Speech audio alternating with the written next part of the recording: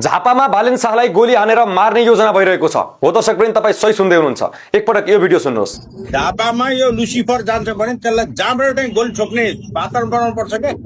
जहाँबाट बनाइसिया छ हान्ने पनि हो। हामी के मान्छे झापा 5 मा चाहिँ तपाईँको चाहिँ त्यहाँ हाम्रो प्रतिनिधिहरूसँग कुरा भएको छ मेरो दाइ होइन एमालेको पुरै मान्छे शब्दहरू छन्, बजाउनेवालै छन्। बजाउने चाहिँ कहिले भने त्यो सर्वदलीय बजाउने पनि कहिले कि भने तपाईँको त्यो बुधमा तपाईँको सर्वदलीय बैठक राख्छ नि, त्यो चाहिँ तपाईँको चाहिँ त्यो निर्वाचन समितिले हो त्यतिखेर चाहिँ ठोक्छौँ हामी भनेका छन् केटाहरूले होइन। हेरौँ अब के हुन्छ। अब यो लुसिफरलाई चाहिँ लहटिन्छ दाइ।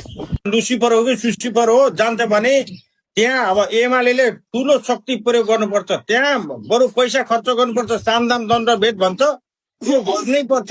गरेन भने फेरि एमालेलाई मैले खबरदारी गर्ने गर्छ दाइ। तपाईँले पिठे खान्छ क्या, ढुक्क हुनु, पिठे खान्छ क्या ढुक्क। दाइ पर्चाको बाटो छेक्ने के बाटो छेक्ने हो त्यही भनेको। आफूहरू एमाले कार्यकर्ता रहेको बताउने र केपी ओली लगायत एमालेको संरक्षणमा बालेन शाहलाई गोली हानेर मार्ने योजना भएको भन्दै टिकटक लाइभमा कुराकानी गरिरहेको यो स्क्रिन रेकर्ड यति बेला सामाजिक सञ्जालमा भाइरल भइरहेको छ। देशमा विधिको शासन छ, देशमा नियम छ, कानुन छ, संविधान छ, तर एकजना व्यक्तिलाई गोली हानेर मार्ने योजना भइरहेको भनेर सामाजिक सञ्जालमा छरपष्ट भइरहेको छ। अहिलेसम्म कारबाहीको कुनै पनि प्रक्रिया अगाडि बढाइएको छैन। यी खासमा को व्यक्ति हुन्? यिनले कसको योजनामा बालेन शाहलाई मार्ने योजना बनाउँदैछन्? के बालेन शाहलाई पनि मदन भण्डारी जसै गरी मार्न खोजेका हुन्? यी प्रश्नहरू सामाजिक सञ्जालमा उठिरहेका छन्, तर यसको जवाफ दिने निकाय कोही पनि छैन। देशमा सरकार त छ, देशमा कानुन त छ, न्याय त छ, संविधान त छ, तर यस्ता प्रश्नहरूको जवाफ दिने न्याय, कानुन, संविधान, सरकार छैन।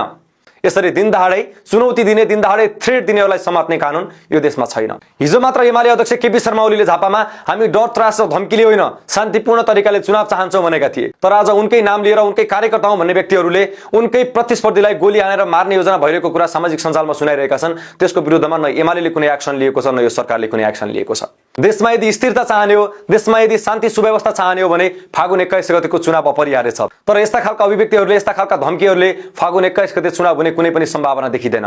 यसरी खुल्लेआम प्रतिस्पर्धी उम्मेदवारलाई मार्ने योजना बनिरहँदा पनि सरकार मौन बस्छ, यी पार्टीहरू मौन बस्छन् भने कसरी चुनाव होला, कसरी शान्ति सुव्यवस्था कायम होला, कसरी स्थिरता होला, यो प्रश्न गर्न चाहन्छु। यति बेला पुराना राजनीतिक दलहरूले राजसपा, रवि लामिछाने, बालेन शाहहरूलाई विदेशीका एजेन्ट हुन्, विदेशीका दलाल हुन्, यिनीहरू विदेशीबाट परिचालित भइरहेका छन् भनेर आरोप लगाइरहेका छन्। तर उनीहरूकै कार्यकर्ता सामाजिक सञ्जालमा खुल्लेआम खुल्ला उनीहरूलाई मार्ने योजना बनिरहेका छन्।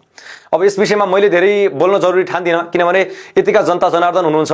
कसलाई जिताउने, कसलाई हराउने, कसको योजना के हो, चुनाव नजित्ने भएपछि कसले कस्तो खालको तरिका अपनाइरहेको छ भन्ने कुराहरू चाहिँ यी यावत हरकतहरूले देखिरहेको छ। अब यसपालि पनि तपाईँहरू सचेत हुनु भएन भने यहाँ हामीले भनेर, हामीले चिच्याएर, हामीले स्वर सुकाएर केही पनि फरक पर्नेवाला छैन। तसर्थ यो भिडियो चाहिँ सम्बन्धित सरकारवाला निकायसम्म पुगोस्, यो भिडियो चाहिँ गृह मन्त्रालयसम्म पुगोस्। यसरी खुल्लेआम कसैलाई मार्ने धम्की दिने व्यक्तिहरूलाई तुरुन्त प्रहरीले पक्राउ गरेर आवश्यक कानुनी प्रक्रिया अगाडि बढाओस्, यिनीहरूलाई कानुनी कठघरामा उभ्याओस् र आगामी चुनावलाई शान्तिपूर्ण रूपमा सम्पन्न गराओस्। यही अनुरोध गर्न चाहन्छु। सबैजनाले सेयर गर्नुहोला।